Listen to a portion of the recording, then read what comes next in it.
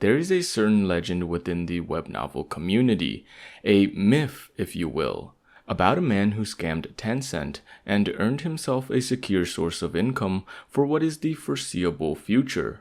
The legend goes that Fishman II, author of the once very popular Beauty and the Bodyguard, wanted to leave Tencent's web novel publishing platform, Qidian. This was at the peak of his novel's fame, when it was relatively unrivaled and raking in millions of views. Hence, not wanting any other platform to poach their golden duck, Qidian negotiated with Fishman so that he would stay on their platform.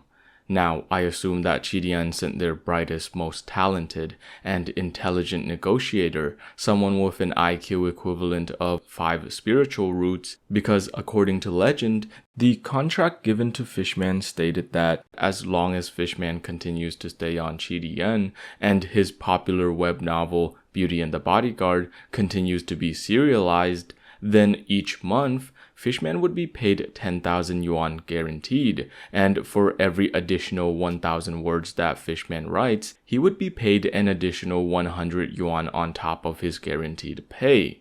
Seeing the terms of this contract, Fishman, being the virtuous and godly man that he is, decides to do the correct thing and scam Qidian and in turn Tencent as well, as he signed the contract and proceeded to abuse it to no end.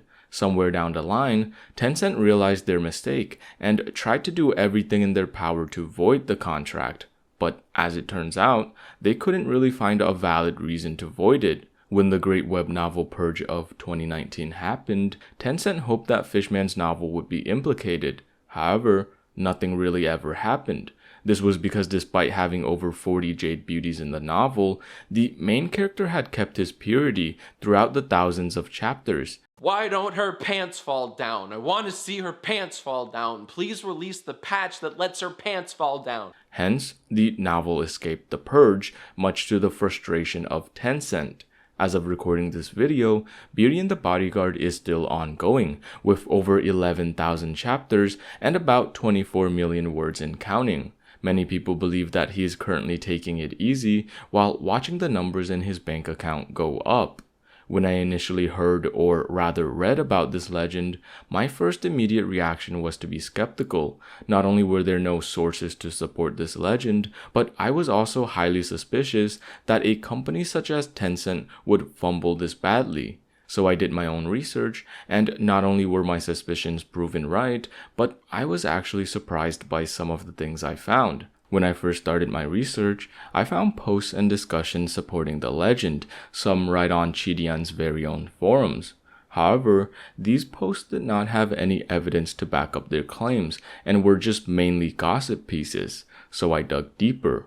Although not that deep, as I admittedly did not have to read that many articles to discover the very realistic and kind of disappointing truth that, in reality, no such contract was ever given to Fishman, as Fishman himself denied having ever received such a contract. Supporting Fishman's words, a Beijing business daily reporter even interviewed an insider who backed up Fishman's denial, stating that no such contract was ever given, and even if Fishman were to be under such a contract, that Qidian would have the rights to convene if he were to spam useless chapters for the sake of driving up word count. Now, if you do not trust their words, which I completely understand, then I can only show you the numbers, which even surprised me, because I had initially thought that the alleged contract was a godsend opportunity. However, little did I know that Fishman is actually one of the top earners in terms of web novel authors, putting him in the same league as other behemoths such as Zhang Wei.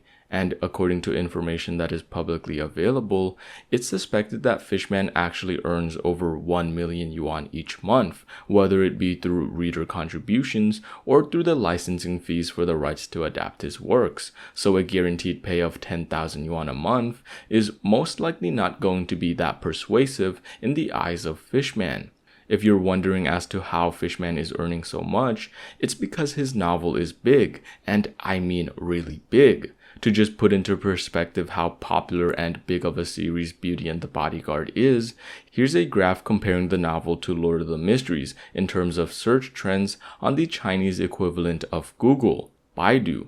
Upon seeing this graph, I had thought, wow, that's impressive. Beauty and the Bodyguard is not that far away from Lord of the Mysteries.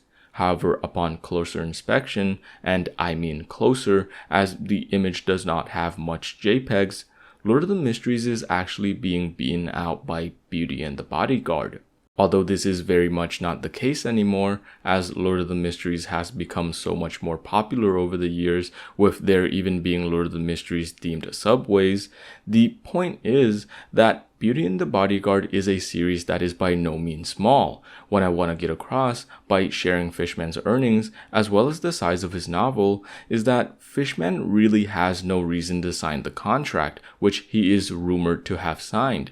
In fact, if we do some calculations, the contract really loses all of its luster, especially from the perspective of someone like Fishman. According to the alleged terms of the contract, if Fishman were to live an additional 100 years and write 120,000 words each month without ever stopping until he goes to see Marx, Fishman would earn about 26,400,000 yuan in his lifetime from the contract.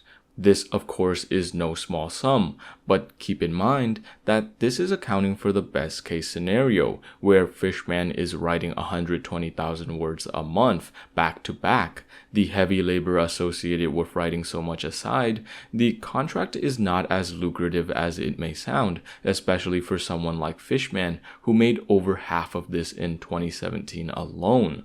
Sure, to us, an extra 22,000 yuan would be nice, but if Fishman really wanted to move to another platform for whatever reason, maybe to get a better contract that gave him a larger share of his profits from his works, a contract like this would not be that enticing. Which is why I feel that if there truly was a special contract that was given to Fishman, it would be something along the lines of giving him a larger cut, since it doesn't take that much thinking to understand that under a flat or linear contract such as this, Tencent would be profiting way more than Fishman.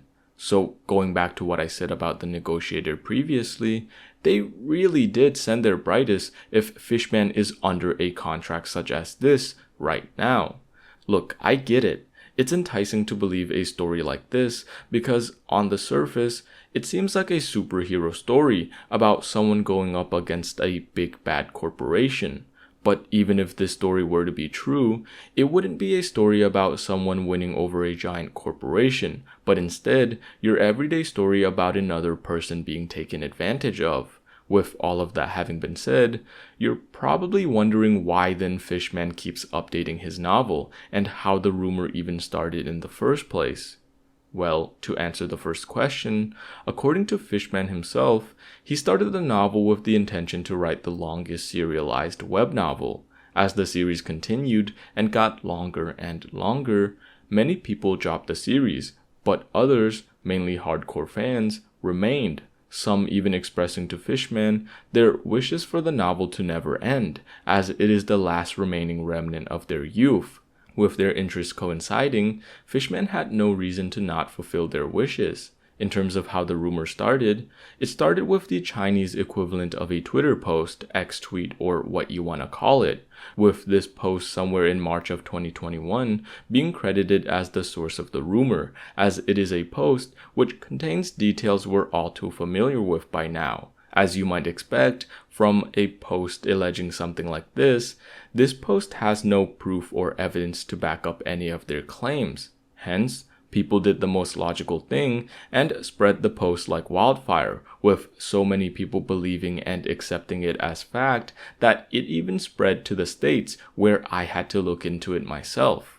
Although it may be somewhat disappointing, this story, rather than it being of a man sticking it to the big evil corporation, it's actually a story about how different people deal with growing older. Some people move on, happy that it even happened in the first place, while others desperately cling on to whatever small remnant it is that they have left, until it is ultimately corrupted in the process. In terms of those of us on the outside looking in, it's a reminder that we must always be skeptical and never accept anything at face value, even this video. If you want to check my sources, all of them are in the description. Other than that, hopefully you guys enjoyed the video, and since I haven't posted in a bit, I hope that you guys are all doing well. In the meantime, I'm looking forward to Worlds.